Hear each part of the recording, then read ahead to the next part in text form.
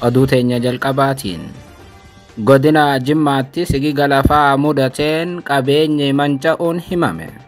Haaluma wal fakkaatuun godina Kaafaattis balaa sigiga lafaa mudateen maatii tokko keessaa lubbuun namoota 3 darbee jedhame. Tibbana kibba Itiyoophiyaatii fi lixa kibba Itiyoophiyaatti sigigi lafaa mudatu hammaateera. Godina Goofaatti lubbuun namoota 300tti dhiyaatuu darbuun isaa ni beekama. Sigigni lafaa maaliif hammaatee gabaasa bal'aa dhageessu. Oduudhuma wal fakkaatu miidhamtoota sigiga lafaatiin miidhaman deeggaruu fi deebisanii dhaabuun kallattii ministeerri muummee Itiyoophiyaa Abiyyi Ahmad kaa'aniin xiyyeeffatamee hojjetamaa jira jedhame.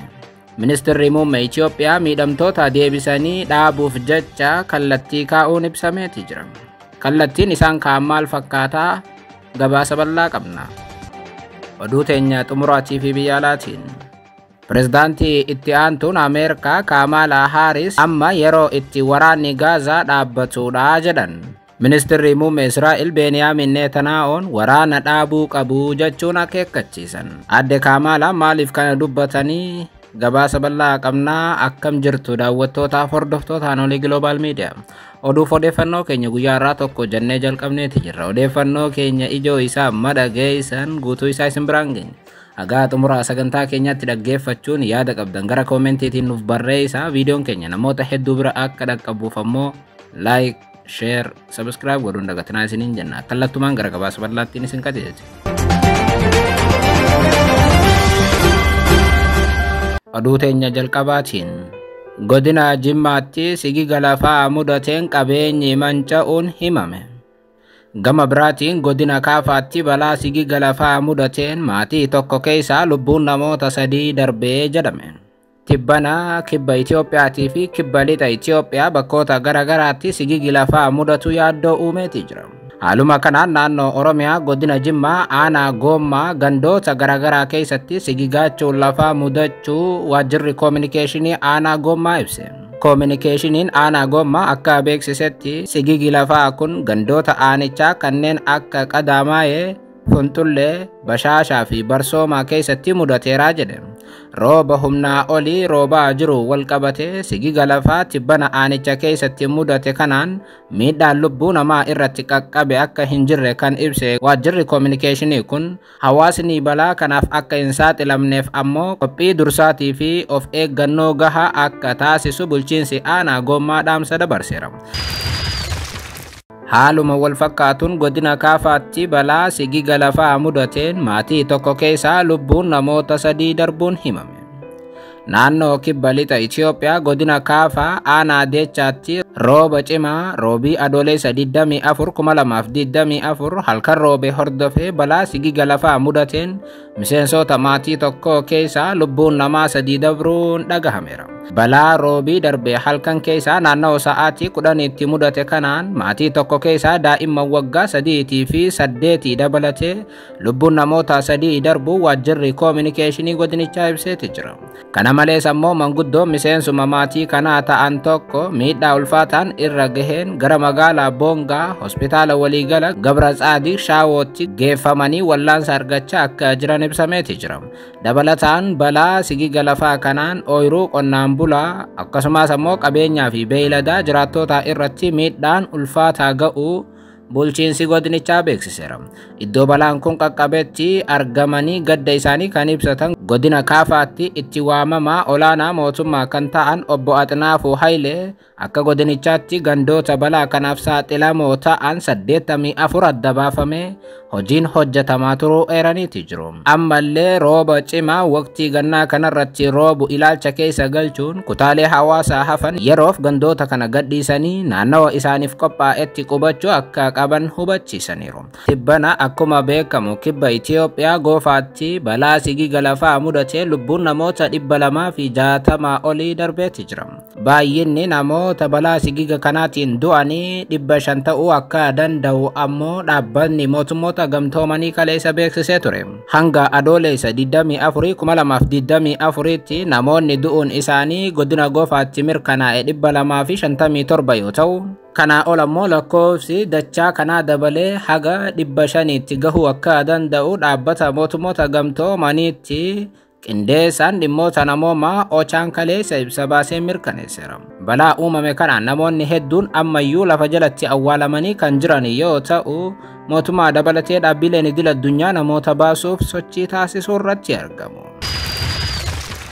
Oduudhuma wal fakkaatuun miidhamtoota balaa sigiga lafaatiin miidhaman deeggaruu fi deebisanii dhaabuun kallattii ministeerri muummee Itoophiyaa Abiyyi Ahmad kaa'aniin xiyyeeffatamee hojjetamaa jira jedhame.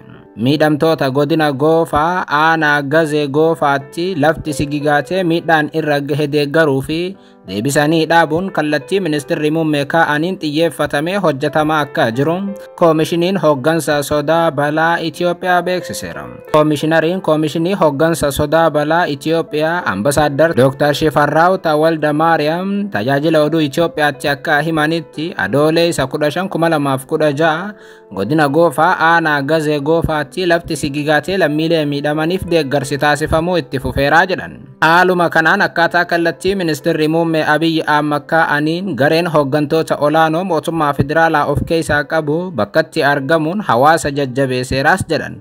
Dhimmoota deeggarsa barbaadan adda baasee akka jiru siman. Namoonni 600 ta'an naannoo balaan kun itti mudateerraa kan kaafaman yoo ta'u, fuuldurattis namoonni 6,000 ta'an balaadhaaf saaxilamuu danda'u jedhamee adda baafamuu himan. Ambasaaddar Dr. Shifarraa Tawalda Maariyaam akka ibsanitti deeggarsa namoomaatiin cinaatti deebisanii namoota kana dhaabuuf qindoominaa fi bakka qorannoo ogeessotaan adda baafamuutti raawwachuuf haaldureen mijeeffamaa jiras jedhaniiti jiru. Deeggarsa bulchiinsa naannoo godinaaleetii fi hawaasni taasisaa jiruun cinaatti deeggarsi qaamolee mootummaa federaalaa, bulchiinsota naannoo, dhaabbileetii fi lammiilee cimee kan itti fufee fi qaamoleen gargaartota qindeessummaa UN Ochaatiin deeggarsi nyaataatii fi nyaataan alaa taasifamaa akka jiru ibsan. Hojii lubbuu baraaruutii fi deebisanii dhaabuu yeroo gabaabaatti hojjetamuuf qaamoleen raawwatan adda baafamuu fi caasaan deebi'ii hatattamaa yeroo ariifachiisaas uumameera jedhan. Guyyaa balaan kun uumamerraa kaasee koomishiniin hooggansa sodaa balaa Itoophiyaa deeggarsaa fi tumsa akkaataa Itoophiyummaa ibsuun taasifameef qaama hunda galateeffachaa rakkoo kana eegareedhaaf furuuf tumsa taasifamuuf deeggarsi keessan akka hin dhaabbanne ni gaafannaa jechuun lammiilee Itoophiyaa gaafatan. Koomishinarri kun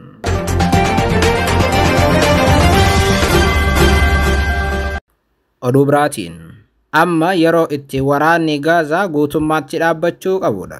Kamala Harris Pireezidaantii Ameerikaa itti aantuu tan taate Kamala Harris filannoo Ameerikaa sadaasa dhuftuutiif qaadhimamtuu pireezidaantummaa kan taate yoo ta'u, marii ifaatii fi kan ijaaru jechuun Netanyaahuu waliin marii adeemsifteetti.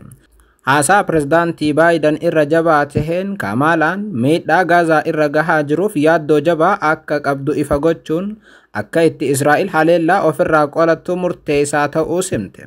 White Houseitti fuulaa fi fuulatti Netanyaahuu waliin haasaa taasisuun booda amma yeroo itti waraanni Gaazaa keessa jiru guutummaatti dhaabbachuu qabudha jette. Kamalaan furmaata biyyoota lamaa fiduudhaaf jecha karaan banamuu akka qabu jabeessitee himuun lammiileen Ameerikaa lola kana irratti odeeffannoo argatan irratti akka eeggannoo godhanis himan. Ministeerri muummee Israa'el Beniyaamin Netanyaa'uun kamisa kaleessa pireezidaantii Ameerikaa Joo Baayiden waliinis wal arguun dubbisaniiru. Netanyaa'uun koongiresiidhaaf Hamaas irratti injifannoo guutuu akka gonfatan kakachuudhaan booda ture. White Houseitti kan argaman.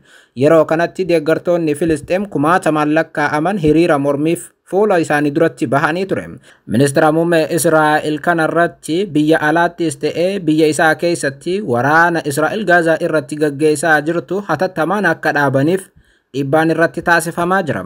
Kamala Harris ministeera muummee Israa'el Netanyaa'uu waliin daqiiqaa 40 mari'achuun booda Israa'el eeguudhaaf murannoo hin sochoone akka qabdu himte. Kamalaan onkololeessa 7 yeroo waraanni jalqabe Hamaas kibba Israa'el haleelu namoota 200,200 ajjeesuu himuun namoota 250 butuu kaasteetti. Israa'el haleellaa deebi'ii taasifteen Gaazaa keessa namoota 40,000 ajjeesuus kaaste. Kamalaan Israa'el mirga haleellaa ofirraa faccisuu ni qabdi kan jette Kamalaan haala hamaa ta'e Gaazaa keessa jiru irratti garuu yaaddoon qabaa jetteetti. Israa'el gidiraa hamaa uummata irraan ga'aa jirtuuf akka yaaddooftu himtee gidiraa namoota irratti miira hadoodaa qabaachuudhaaf eeyyamuu hin qabnu jette Kaamaalaan. Kanaas ammoo callisuu akka hin qabne cimsitee dubbatte. Israa'el waraanni amma gaggeessaa jirtu suukanneessaadha jettee kan mormite Kaamaalaan kun ammoo dhaabbachuu qabaa jette. Waliigaltee irra haa geenyuuti dhukaasa dhaabuun ammoo waraana haa goolabnus jette. Warreen butaman qe'ee isaaniitti haa deebifnu.